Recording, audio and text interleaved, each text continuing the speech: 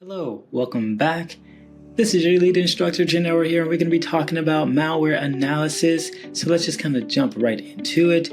So as we know, analyzing malware is critical because understanding how to prevent, detect, and even mitigate the actual threat. Now that is where the critical aspect really lies.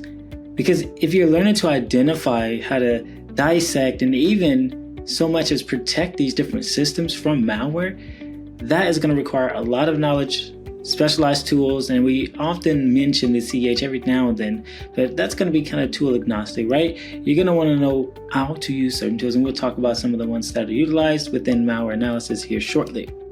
So understanding malware and its different types, think about viruses, worms, trojans, ransomware, rootkits. We've talked about these before, but understanding if you're needing to look at all the different forms, it can take too while it's actually deployed, and we talked about that as well, because now complex malware is a thing, right? It has the ability to do that, especially if it's coded to do so.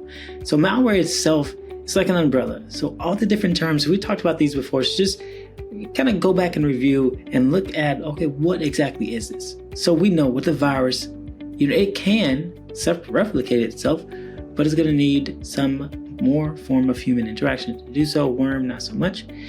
But understand that even just the basic aspect of analyzing malware is really just going to come down to its behavior. What is it doing? And you can examine it while even it's dynamically executing. So one of the awesome things is having the ability to utilize these different tools, and we'll talk more about it, like IDAPRO, Binwalk, among others, like your advanced malware protection, different types of tools like that allow you to see exactly what folders are being accessed, what type of controls were being utilized, right?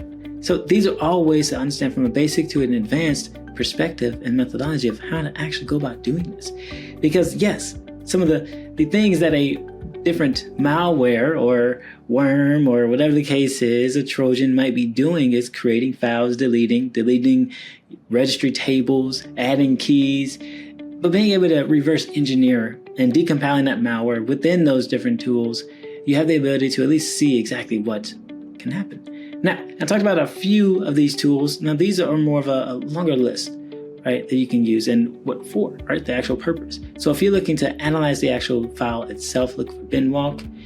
If you're looking to disassemble or debug, another great way, right, because you're looking for how it's actually been working, you can debug it, or sandbox environments. These are just ways to go about analyzing and being more, I would say, at least more valuable to the marketplace, because again, it's all about understanding the need and the ability to become more valuable, because you're able to use more tools, you're able to understand, oh, I can use this tool for such and such, and being able to understand that in order to be able to sit and look at, let's say, a line of code of 2, 3, 4, and understanding what's actually happening, oh, this is cross-site scripting, and understanding that, wow, someone tried to mask this. We have tools that allow us to detect if malware is actually running under a debugger as well, and how it actually does, and the impact of that as well too.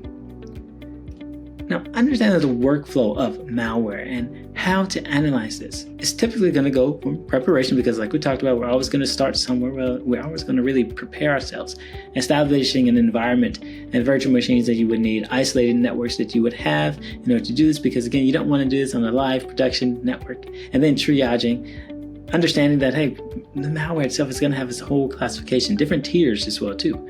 Even the examining, like the types of files as well, you can classify this as well. And then what it's doing, right? Observing the runtime, observing the actions within that sandbox environment. These are just the ways you can look at the workflow. Think about the playbook. We talked about from a SOC standpoint what a playbook will look like. This is exactly what's happening here, but you have the ability to modify as you see fit. Now, another great way of investigating ransomware, think about this practical application here. A local bakery, right, experiences a ransomware that's going to lock its actual POS system, that point of sale. And then the malware analysts are going to begin using these different tools, right, to sandbox and execute the actual ransomware in the controlled environment. Because again, we can see what it's actually doing, capture what actually happened, what were the steps. And again, that's where the advanced malware protection does come into play too, because it does help from that standpoint as well.